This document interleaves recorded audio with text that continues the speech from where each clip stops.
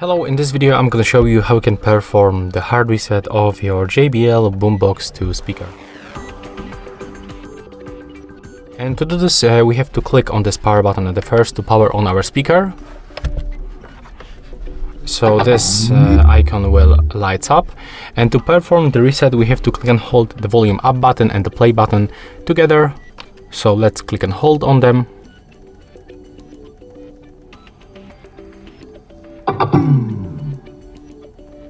There we go. And right now the reset is complete.